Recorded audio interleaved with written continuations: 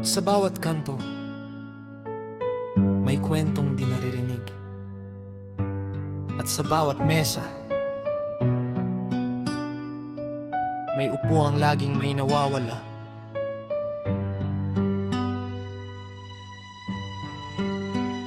May pulong na naman sa gitna ng kwarto, pero bakit parang iba ang kreto? Yung nasa likod tahimik lang nag-aantay, samantalang yung nasa unahan sila lang ang may saysay. Taas kamay dito, taas kamay doon, pero bakit parang script lang ang sinunod?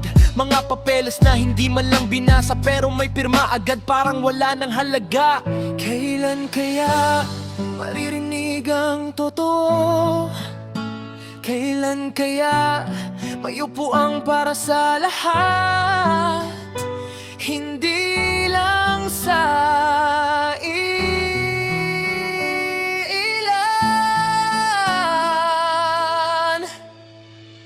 Doon sa mesa sa gitna, sino ba ang pinakikinggan?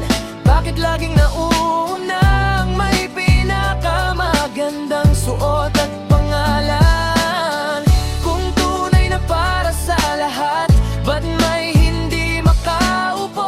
May upuan nga ba talaga? O para lang sa larawan sa dulo? Sa pasilyo may nagbubuhat ng trabaho. Tahimik lang siya pero siya ang bumubuo, habang yung iba hawak ang tasa ng kape. Nag-uusap tungkol sa plano pero hindi naman pumapake. May isa pa roon hindi man lang napapansin, kahit siya ang nag-aayos kapag lahat ay nagmamadali. At yung isa takot magsalita, baka sa susunod na araw wala na siyang kontrata. Bakit ba galita? Parang may dingding na hindi nakikita. Mesa lang ang pagitan, pero layo ng tingin sa bawat isa. Doon sa mesa sa gitna, sino ba ang pinakikinggan? Bakit laging naunang may pinakamagandang suot at pangalan? Kung tunay na para sa lahat, ba't may hindi makaupo? May upuan nga ba talaga? O para lang sa larawan sa dulo?